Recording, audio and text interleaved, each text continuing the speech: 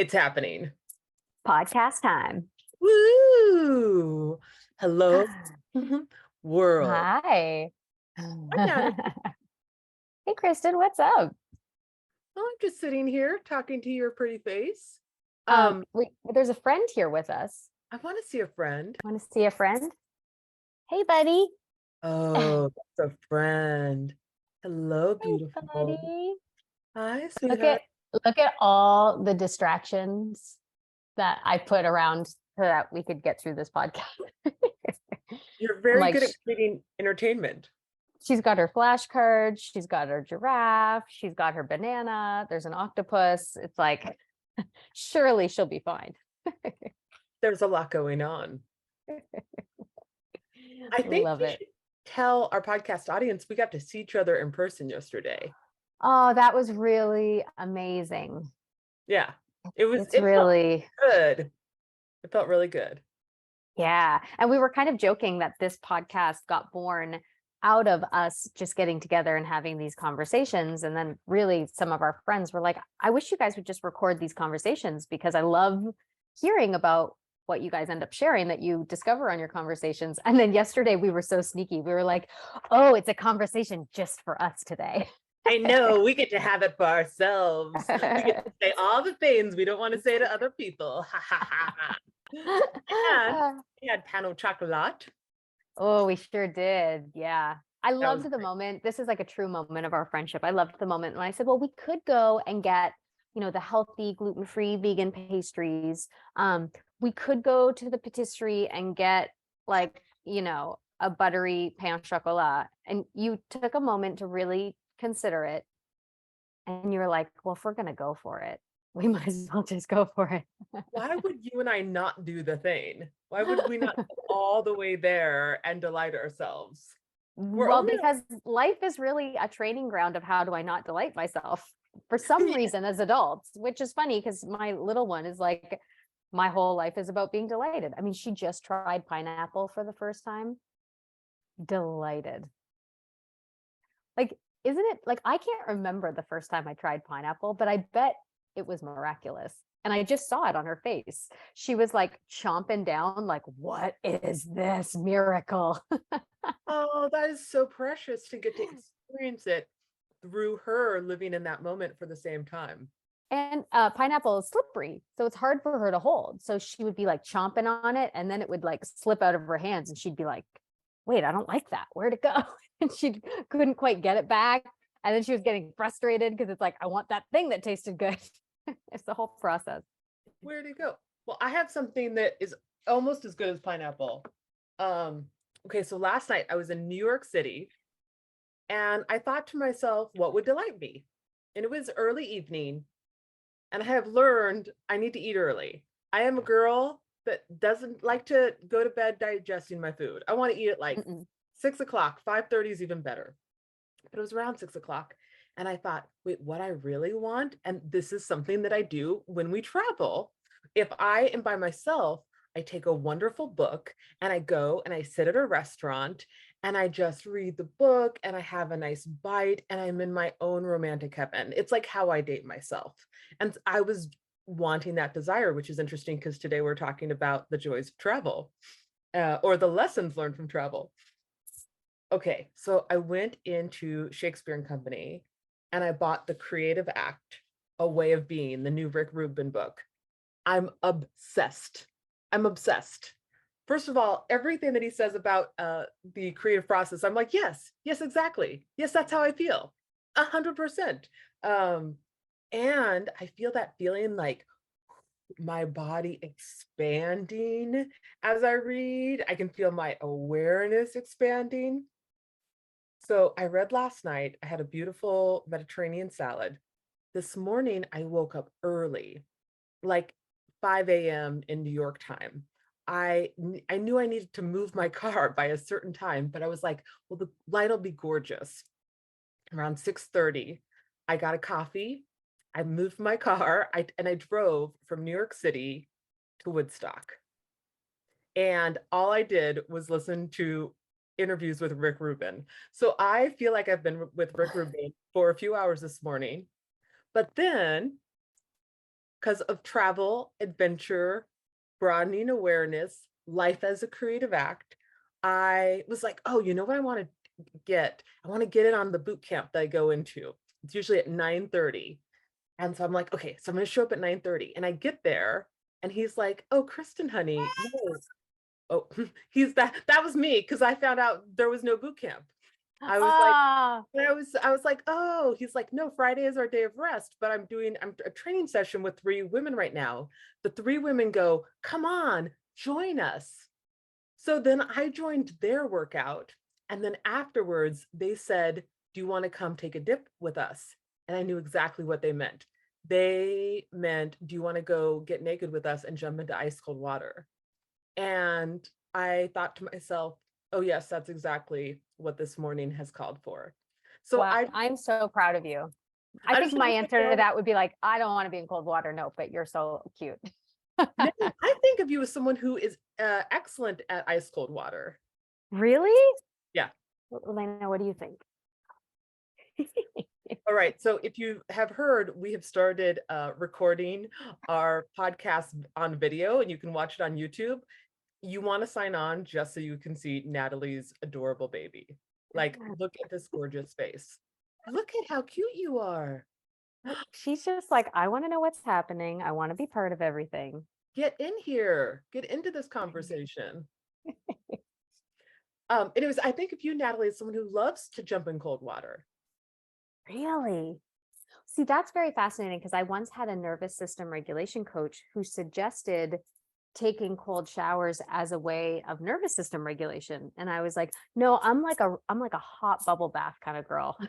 And they were like, yes, but it'll help your nervous system. I'm like, so I tried one day and it was one of those like, no, this isn't for me. I would rather be dysregulated. I have this memory of being at a spa with you, and you kept doing the cold plunge, and then got into the hot Oh yeah. plunge. I And did like that day. yes, it was so funny because I was actually thinking of you this morning as I was like freezing. I was like, well, I don't know how people do this. Maybe I was more adventurous back then. Maybe motherhood has made me just like all the warm, like what did you tell me the other day? Elizabeth Gilbert calls it warm vanilla pudding. Yeah, only do the things that feel like warm vanilla pudding. Yeah, that's kind of what life feels like for me these days. Yeah. Well, I also would imagine, tell me if I'm getting this right, that there are so many natural challenges in being a mom and bringing in a new life into the world and raising them. That anything that is not that, you're like, this needs to be warm and easy. Yeah, ease is such the thing. It's like there's so much structure and there's so many systems in place, just to keep her like alive and dry and healthy and well, that everything else just wants to feel like travel. It wants to feel like whenever there's space for me personally, other moms might feel totally different about this, but for me personally, whenever there's like an hour space for me, um, a really important question is my travel question, which is like, what does my heart really want right now? As opposed to the structure of, I should try to get this many workouts in. I should try to get this much stuff accomplished today. It's like, okay, yes to all those things. But in this little pause, is there something that my heart really needs right now? Like, do I really need to get in the bathtub? Do I really need to do a little meditation? Do I really need to lay on the floor for a minute? Do I need to do a little bit of stretching? Do I need to go lay in my closet? Because there's oftentimes just so much structure that you just need a little bit of, yeah. Can you hear her? Yes, I she's can. she's just learned how to express herself. So she's in a learning leap. I'm going all over the place. That's what I motherhood is. love it. It's so Um, feminine. and this learning leap is all about that babies will start to learn how to express themselves in new ways. And they say babies will either do that through gross motor skills or through vocal expression. So we know which one my love has chosen. I'm so glad that she is learning to express herself. Elena, do you know what Rick Rubin says about self-expression? He says your self-expression isn't about you. What do you That we think about all that? here that we're all here to express ourselves, but it's not even about us. It's about something bigger that's moving through us. What do you think about that? She's contemplating. She's thinking Yeah, about she's a deep thinker. it. Okay, so I want to tell our podcast audience that we are very excited about our summer adventure because it's been a long time. Gosh, it's been a You and long time. I mean, I feel like most of our podcasts were you and I going on adventures and then telling our audience about it. And We've broken so many podcast microphones because they've been shoved in luggages and then yes, broken along the way. until we And like we've gave up on microphones entirely. yeah, and we've podcast from Greece and France and Bali. Europe, Bali. We've podcast from everywhere. And at the very beginning of our friendship, one of the first things we did was go on a trip. Before I even knew you that well, I was like, hey, you want to go to Europe? Still one of my favorite moments of like, you really want to get to know someone, ask them to go on a vacation with you. Yeah, travel with them. I'll never forget you asked me if I wanted to go with you. And I was like, I really feel like a heart yes to this. But then I was all control freaky in my mind about, but what are the logistics? I don't know, Kristen. Do we sleep in the same bed? How does this work? Where do we go? How do we organize this? Who decides when we do what? Like, I just remember it was like all of a sudden we're married and I don't know how marriage works. That's how I felt. It's so precious. And you were just like, well, we'll just figure it out. It'll be fun. Yeah, we're going to live in the moment and see where the moment takes us. And I don't know. Where do we sleep? It depends where we go that night. Totally. Depends if we even find a bed to sleep in. Who says we're going to bed? Right? We might stay up all night. But it's a really beautiful thing that our friendship was born out of this lovely moment of travel together, because it has become such a touch point of our friendship of let's go on an adventure together, let's wander somewhere together. And it's become a way that we have deeply connected over these years and over our lives changing so drastically from then until now. It has been something that we've come back to just as a way to feel almost like when you're friends with someone from the time you're a kid, you know, and there's certain things you would eat as kids or certain playgrounds you would go to as kids that as adults, even going back into those memories and going back into those things can feel very sacred. And travel for us has become this really sacred thing that reminds us of that falling in love phase of our bond, you know? Yeah, and I remember when you and I started traveling together, this feeling of, is life allowed to be this fun? I remember that one morning where you got the big bag of the I want to say choquettes. I was going to say donut holes, but choquettes. And I was like, really? French donut holes. We're going to get a whole bag of them? Is that allowed? Are we? And I was like, Kristen, I'm getting a whole bag of these every morning, and then I'm getting a pain au chocolat after. Are we allowed to do that? Is that okay? Where are the rules? So it's so funny. Yeah. The different places you and I both were holding on that the other person taught us how to let go. Yeah, to really give permission to. Mhm. One of my all-time favorite travel moments for us was the very first moment of our very first vacation. Because we had booked our trips separately because you were already going and then I was like going to tag along after, we weren't sitting together. And so you got off the plane and, went and did your thing. And I got off the plane and it was my first time. Now I was in my 30s, but it was my first time traveling internationally. I think I had only flown between the US and Canada before, which is technically international, but this is my first time traveling to, like, for me, a foreign country outside of North America. And I got off the plane and I looked around and I didn't see you. And I was like, well, surely she's here somewhere. I mean, I was like, I don't know how my phone works. I don't know where I am. I don't know where to go. And I just all of a sudden turned into a 5-year-old who couldn't find her mom. And I remember that moment of being really like, I don't know what to do. And I just got really scared. And then I was like, well, I'm going to find her at some point. So I just went to, I guess, customs or wherever we had to go. And there you were in line, like, hi, there you are. And I was like, and I just remember looking at you almost like with tears in my eyes of like, Kristen, I really haven't done this before. I And you think, were like, oh, I get it. You really haven't done this before. Oh, it's so wild. And well, our theme for this trip that we're doing the summer is expansion. And one of the things that I love about travel is how it expands us, how it gets to help us think of ourselves in new ways, and how it helps us think of the world in new ways.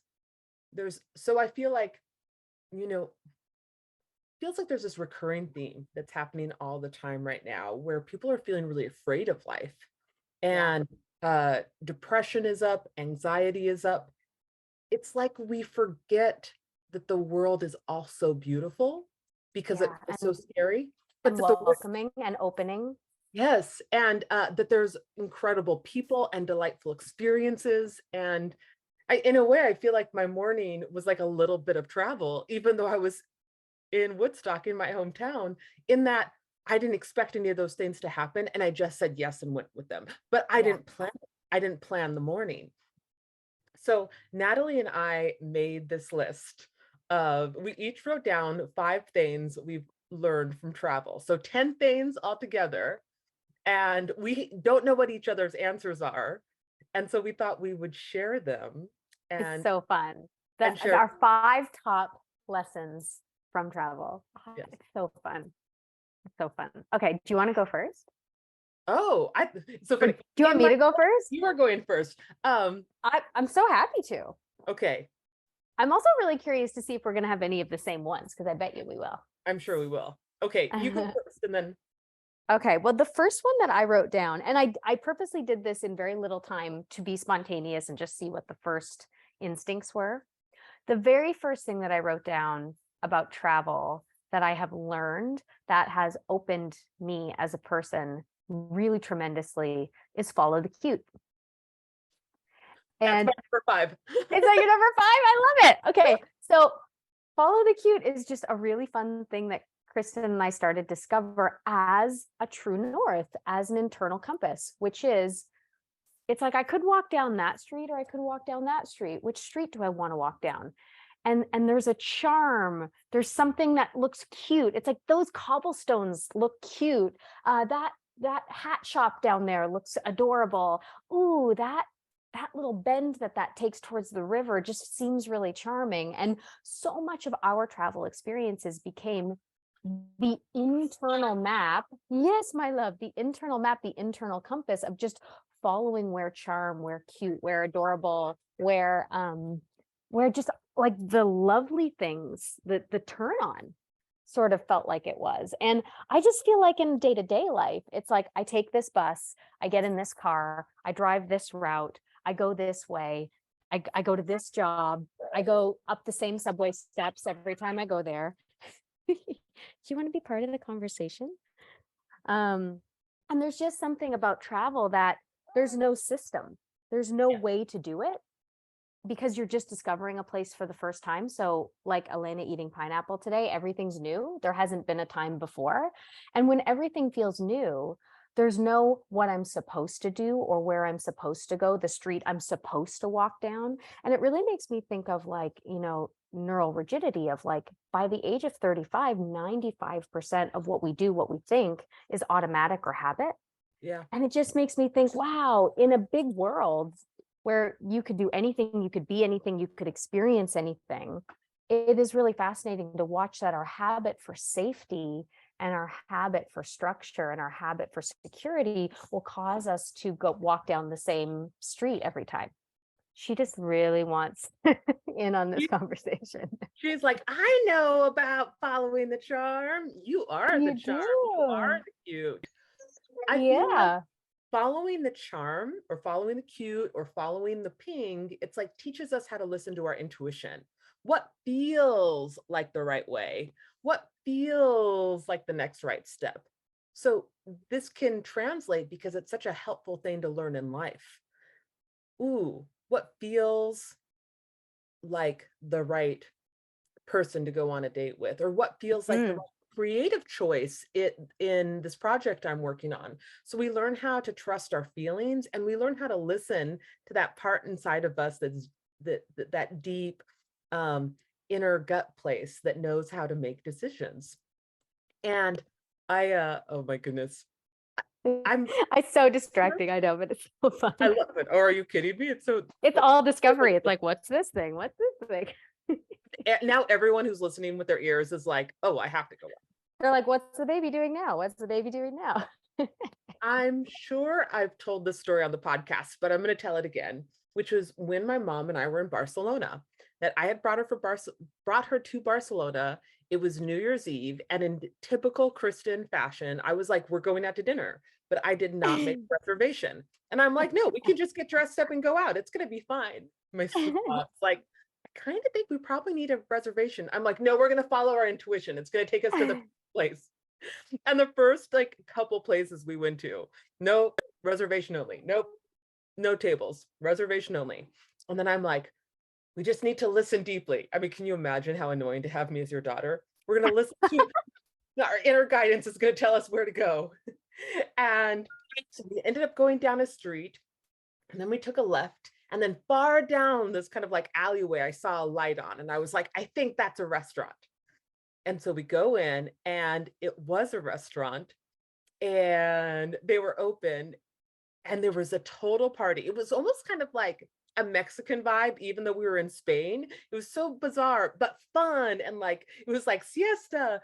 And I remember there was these adorable waitresses, and they taught us the Spanish New Year's Eve method of doing 12 grapes at the stroke of midnight.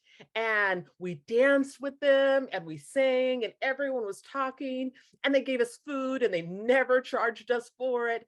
And we had such a blast of a time. And then after midnight, after we had partied for a while, and my mother was like in her late 60s, by the way, I have to say, we go out onto the street, and it's filled with people. Like, just everybody's out on the street.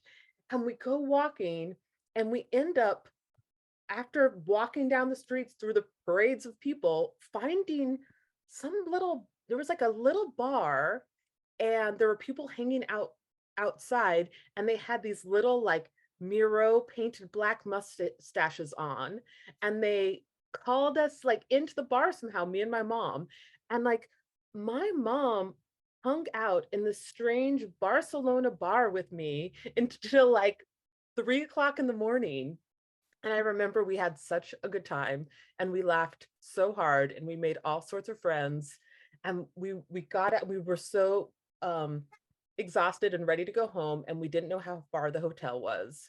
And we flagged down a cab, and we gave them the address for our hotel, and we were literally right around the corner from our hotel. It was like the shortest cab ride ever. But that thing of what might happen if we just follow what feels fun, if we follow what looks cute. And I think in life, it can be really easy when we get into routine and discipline, which is really important, but that we start to forget how to do that deep listening, and to follow what feels good, and to take out those things in our life that just feel like, oh, that feels, Yeah, that like that making reservations. It doesn't feel good. yeah, it doesn't feel fun. Like, oh, I don't want to talk to that person on the phone. Oh, I don't want to do that thing. Have you said what you need to say as well? Is she talking? Oh, I love that. I love that. And I can picture your mom in her absolute bliss. Oh, she loves people. Hey, sweetheart. I have another one. Did you move your number 5 to number 1 so we Well, could share it? Well, that was my number 5. So I'll circle back to You'll my circle one. back. Okay. Yeah, you give your 2. My number 2 is that traveling makes you realize that there are angels on every corner. That is true. Because when you travel, really scary things can happen.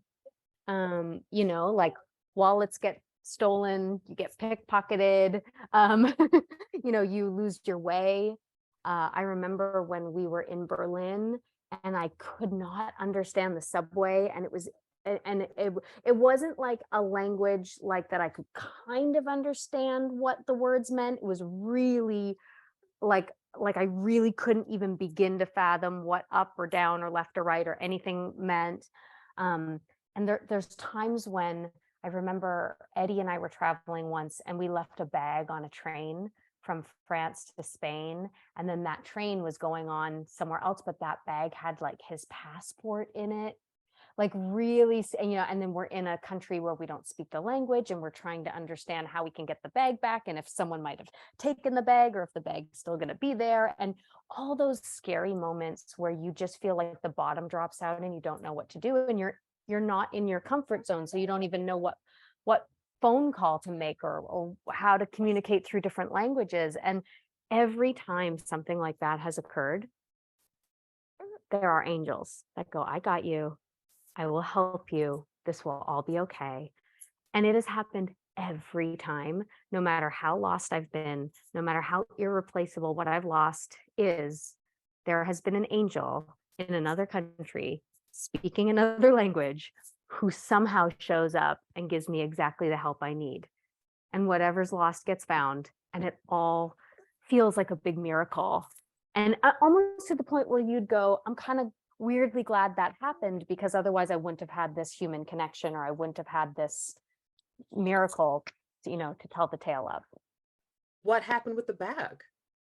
So in the end, the bag went to Barcelona, and the conductor of the train looked for it and found it and said, well, tomorrow I'm bringing the train back to Madrid, so we'll just drop it off to you. Whoa. Yeah. So we just got everything back and it was all there. That is so true. I have had many of those miracle moments, often through people, and sometimes just through what feels like miracles. And there's something about feeling a little bit helpless in a place you don't know that actually makes you more dependent on miracles. So Mhm. it makes me look for them, need them, and find them. And I forget that those are available all the time in everyday life. And I forget to ask for them. And I can watch how I close myself down and forget that they're always there for me. That I can just go, oh, yeah, I need a little support, I need a little help, I need some Mm, circle action, I need to be uplifted, or I just need a friend. And, mhm. and the power of asking the universe for exactly what you need. Yeah. Yeah. Yeah. Okay, what's your number two? Okay, my number two is adventure is out there. It is out there. So the thing that I love about traveling is there are so many experiences that I could never dream of. There is natural beauty I couldn't conceive of. There are wonderful people to meet. There are unique discoveries. And I actually, I need to leave my house in order to find them. So I need to leave the comforts of my own home. I have to leave the city that I know or the town that I know and say, okay, I'm going to go have an experience. And to realize that there's these delightful treasures that are actually waiting there for me. And I feel sometimes like they get prepared in advance for me to go discover them, but it doesn't happen if we don't go.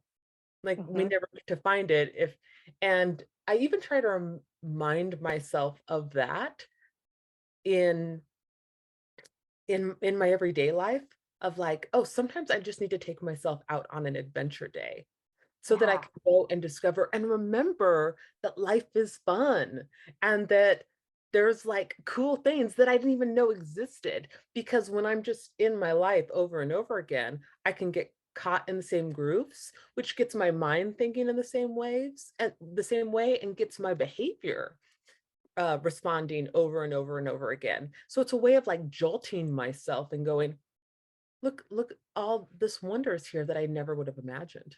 Yeah. And it's just so big and there's so much. And really, all you have to do is open your eyes and say, I wonder what's here. I'm curious what's here.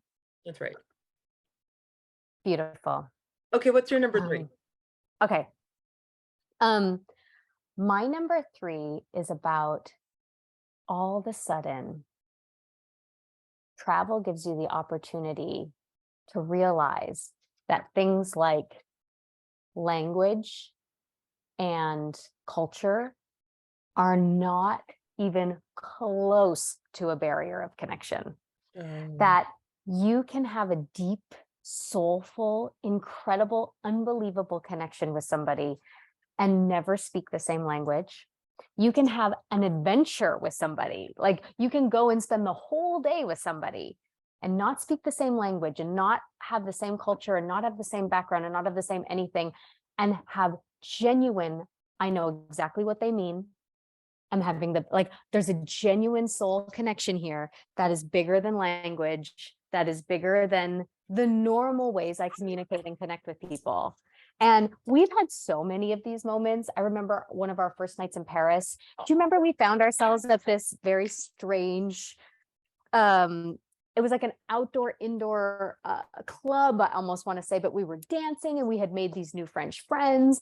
And you found me on the street at 3 a.m. hanging out with all these actors from France, and we were doing improv games on the street. It's one of my favorite memories. I love that memory. Right. And at the time, I didn't speak like very much French at all. And we were doing improv games and laughing hysterically and having the best time ever. We did not understand what each other were saying, but we totally understood what each other were saying, you know?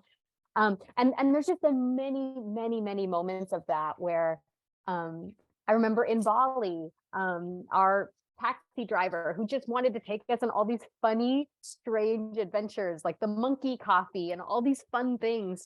And the women that were making the coffee and like telling us about the process. I mean, not in a way that we could understand, but we did understand, you know, the experience itself gives you a deeper understanding that transcends the normal barriers that in my everyday life, I might say, well, I can't connect to that person because we don't have a shared experience. I can't connect to that person because they come from a different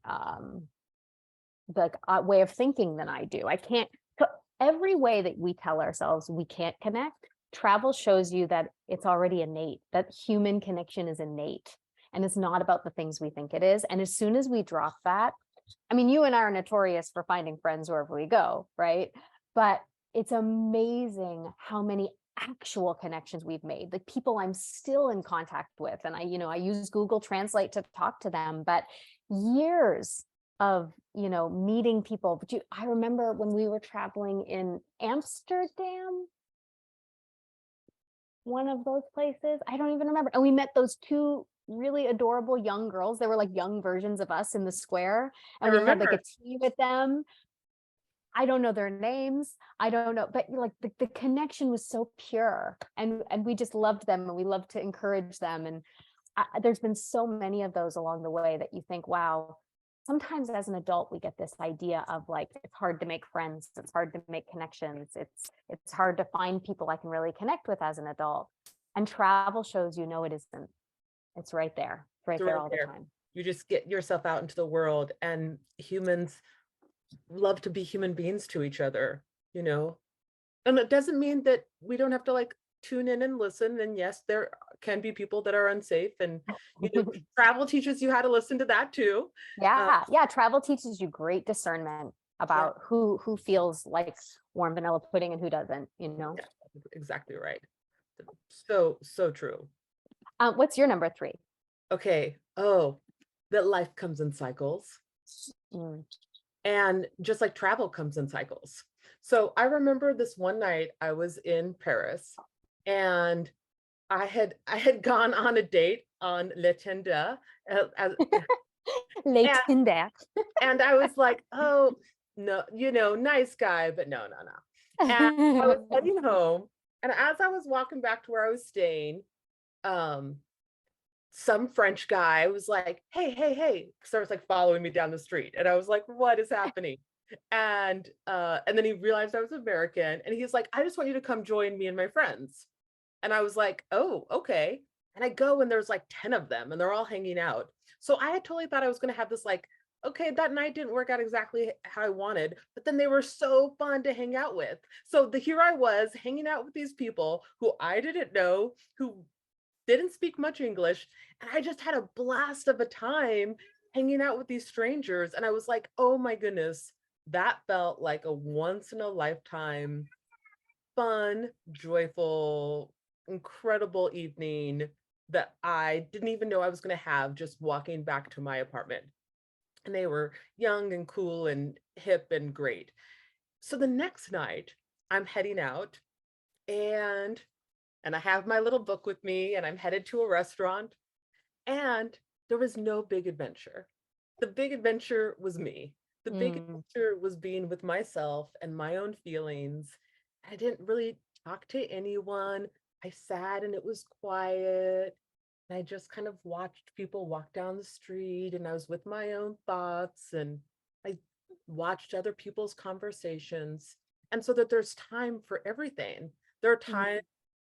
times for, it's like for everything there is a season. There's times for the Mm. wild fun nights that you're like, I can't believe this is even happening. It feels like a treasure hunt. And there are times to just be quiet and write a poem in your notebook and sit with yourself. And just like there are times where your wallet gets stolen and it totally sucks and you end up crying because or you get sick and you end up in the emergency room, right? Like for every there's all the things happen Mm. and there's ebb and flow. So just like in normal life at home, we have great days, we have average days, we have days that really suck, and all of it is just is part of the natural flow. And Yeah, and don't we sometimes put the expectation that my day-to-day life is so awful and boring and whatever. I need this vacation and I need it to be epic and magical and full of all the things. And sometimes it is, and sometimes it's not. Sometimes it's quiet, sometimes it's hard, you know, sometimes it's lonely, sometimes it's lots of things. And it's actually just allowing, the gifts that travel and life and everything has its gifts. And it's going to go in its own pace, its own flow, its own season, as you beautifully said. allowing everything to be as it is and just kind of watch it and notice and go, okay, here's life being life and giving me all sorts of different flavors. Yeah. All Oh, right. I love that. I love that. Okay. My number 4 is really a big one for me because I'm a girl who, like, as soon as one relationship ends, I can't wait to get into the next one. Like, I'm a girl who really loves being in a relationship. I know codependency is something we're supposed to work on, but I kind of like it. Um, but traveling has given me the gift of how absolutely and utterly okay I am on my own. That there's some of my best travel moments ever have been me just going, I'm gonna just do my own thing today. And the first time it happened to me was really scary for me. The first time was when you and I were in Berlin and you got sick. And so Yeah. you were going to stay in and rest. And I thought, well, I don't want to just be like, I'm in Berlin for the first time in my life and Kristen's going to stay home at rest. So I'll sit at home and watch movies. Like I have to go out and see Berlin. Like I have to be brave and I have to, do this on my own. And I was really scared and I didn't know what to do. And I took baby steps at first. Like I'll just go eat somewhere really close to the Airbnb just in case I get scared and want to come back, or like I can retrace my steps and I know exactly where I am. But as the days went on, I got braver and I experienced more things. And then I would remember coming back and telling you, oh my gosh, I saw this and I did this and this was so cool. And when you're well, I can't wait to take you here and do this with you. And it really started to show me some things that then in past times when I have been in deep grief, when I've had really big things happen that were really hard, some of my instincts have been travel somewhere by myself. Mm. And I remember one particularly really, really hard moment in my life. I was in Paris by myself. You actually flew in to hang with me. And but there was a few days, I think, before you got there. And I was just really, really in deep pain. And I remember walking, listening to Oprah's What I Know for Sure through the Luxembourg Gardens. And I remember sitting in this beautiful cafe having an espresso just by myself, feeling the sun fall on my face. And I remember going and buying myself beautiful flowers and walking around and wandering and following charm. And as I was walking, it was like all of the pain that I felt was just processing. But it reminded me I don't always have to process pain in the depths of isolation in my bedroom eating ice cream, I can do that too. That's available. And sometimes that's what wants to happen. But another way to process pain is through letting my body experience pleasure while it moves. Yeah. And the way that I got to know myself through saying, where do I want to go for lunch? What do I want to order? Not because I'm with a friend and I go, well, because I'm so agreeable. I'm like, well, wherever you want to go, I'm going to be excited. But really the aloneness of travel to say, what do I want to do? And getting to know myself and getting to value and experience my own inner connection with myself through travel has been one of the most healing things. Good job. That's so beautiful. It's interesting how time alone, especially time alone out in the world, teaches us about ourselves, teaches Yeah. us our preferences and just how we work, how to soothe ourselves and how to delight ourselves and how to meet ourselves. Thank Yeah. you for that. Yeah. You're number 4. My number 4. Oh, that life wants to help us. Mm-hmm. So a story, which I might have told before, but I'll tell it again. My mom and I were in Italy. I had taken her to Italy to go to a wedding, and we were on the train, and we were supposed to get to Florence where we were going to get the rental car. But for some reason, the train was running late, and when we were going to get to Florence, the rental car place was already going to be closed. But we had booked that night to stay in Tuscany. So our plan was take the train to Florence, get the rental car, drive to Tuscany. Tuscany. Can I say any of these words today? So we don't know what to do. How are we going to get to where we're supposed to stay? And we're talking about it and we're figuring, well, I guess what we could do is just rent a hotel for the night in Florence. The next day we'll rent a car and then we'll drive to Tuscany a day late. And I think I was concerned maybe about getting there in time because I think the wedding might have been the next day. Anyways, we call the woman, we're staying at her bed and breakfast. She's an Italian woman. We're explaining to her what's going on and we're on the dining car. And then all of a sudden, the man next to us said, "Can I talk to her?" Okay. Hand over the phone to a man I've never met before. He speaks to her in Italian. He hands the phone back to me and she goes, "Okay, it's all solved. He's going to drive you to my bed and breakfast when you get off in Florence. Don't worry about it. He's a lovely man. I can tell you're safe. I'll see you tonight." And I'm like, okay, mom, this guy over here, his name is Enzo. Okay, Enzo's going to drive us to Tuscany. And I was like, what is happening? But my mom is game, but we don't know this man at all. He's very well dressed. We get off the train in Florence and he has a BMW. It's very nice. It's like, okay, well, he's nicely dressed, not to judge but we get in his car and he turns on the engine and immediately starts blaring Barbara Streisand. Oh, and Streisand started playing. I was like, "Oh, we're safe. We're good. We're good. We're good. And he drove us all the way to our bed and breakfast, which was far. It was like an hour and a half. And the kindness of strangers. And also, there are so many ways, especially during that trip, that I just saw over and over again that life was helping us. That Yeah. there's always a way. I mean, that relates to the one that you said about The angels. the angels. Yeah. I could just feel life over and over being there on our behalf. And you can feel solution, right? Yes. Like there's so much in our day-to-day life where it's like, I'm the solution. I come up with the answer. I figure it out. Travel makes you vulnerable.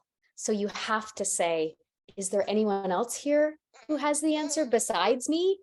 And when the answer is yes, and continuously yes, it builds trust. It builds trust with the universe. It builds trust with, I don't always have to be the one person show who, if I don't do it, it doesn't get done.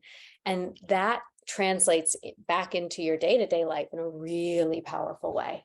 Well, it's interesting that you said when you're home, you become, I am the answer. I think I go a different way. When I am home, I can go, the problem's too big. I'll never overcome it.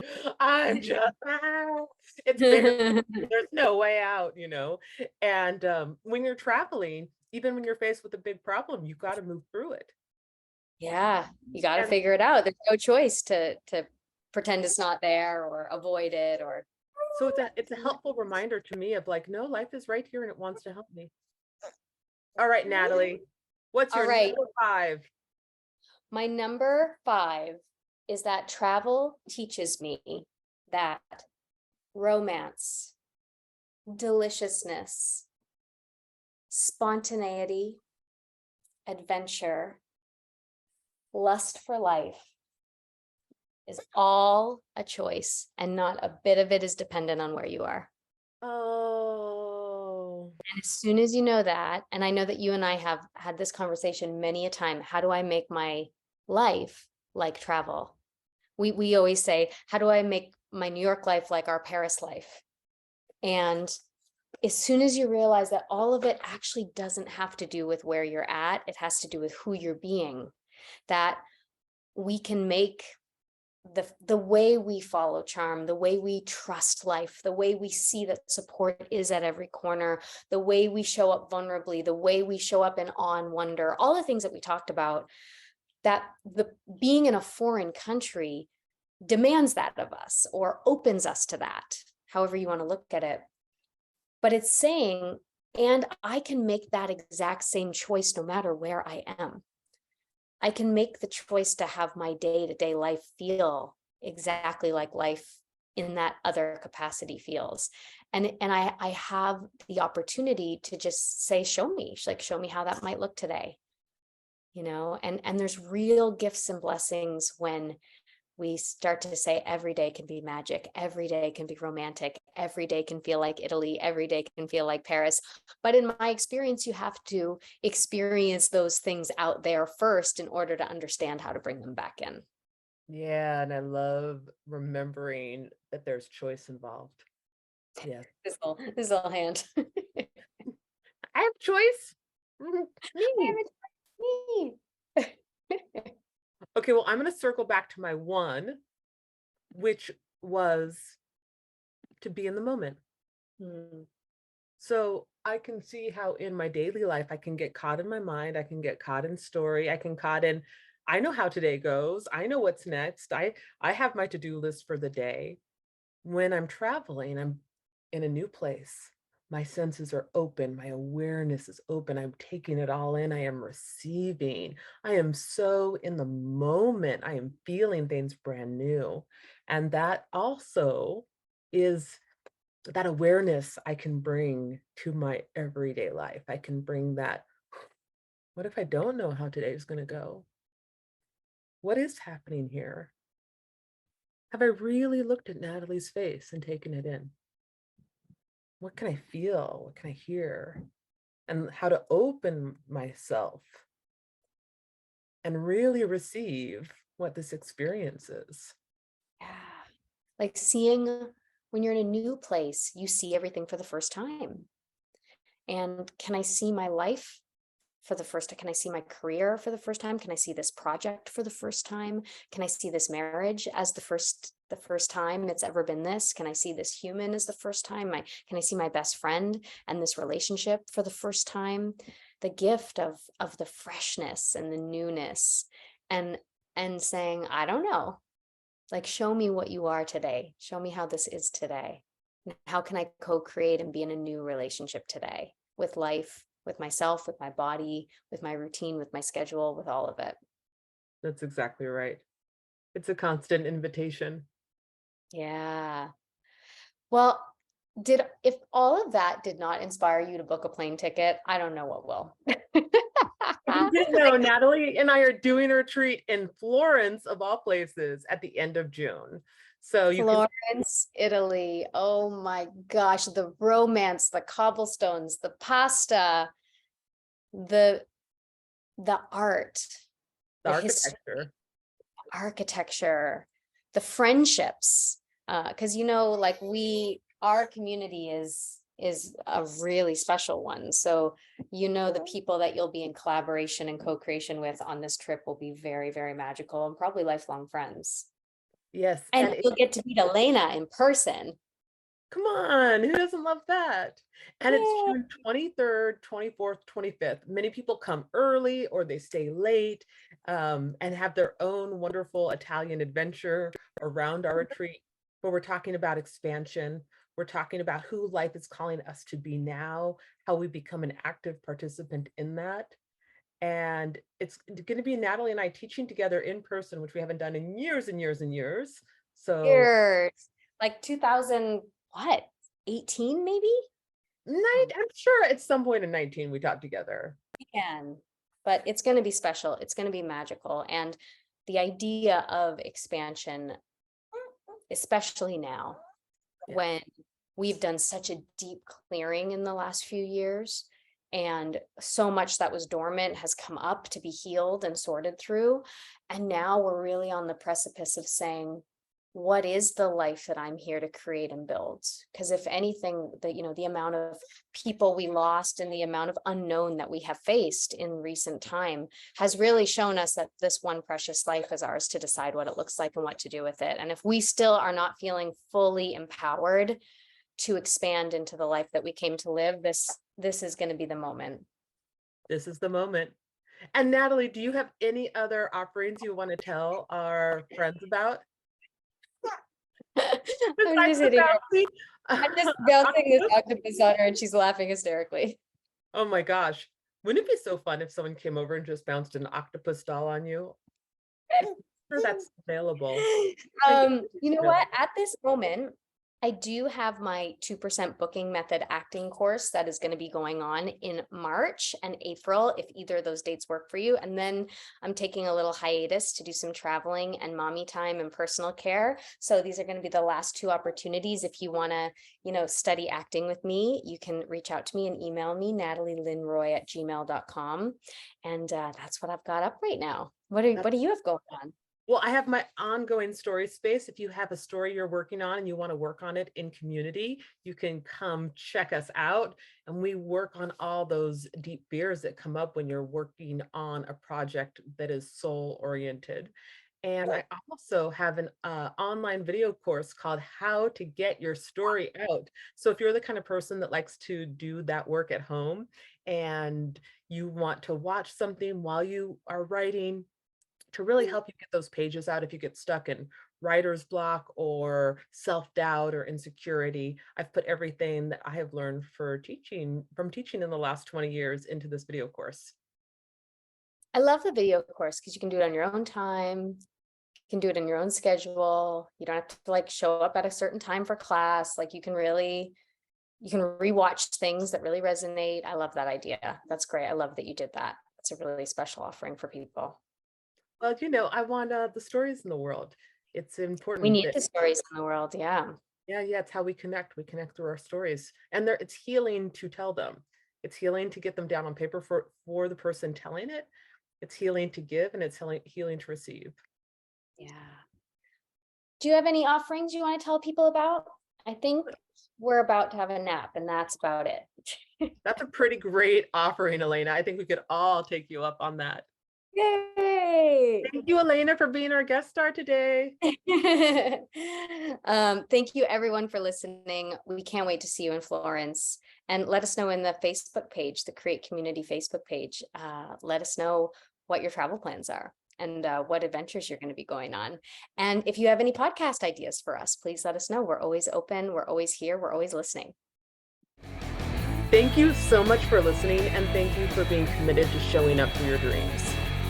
If you would like to know more about what we are up to or find more information about our podcast, upcoming retreats, or anything else, please go check out our website, www.thecreateseries.com.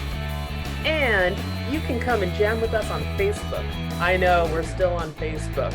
We have a Create community page, and that's Create C.R.E.A.T.E.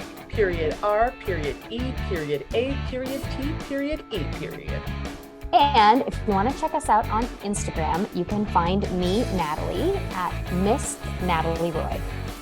And you can find me at Tangy Love. That's HANGGILOVE. Keep on rocking your dreams, and we can't wait to connect with you more.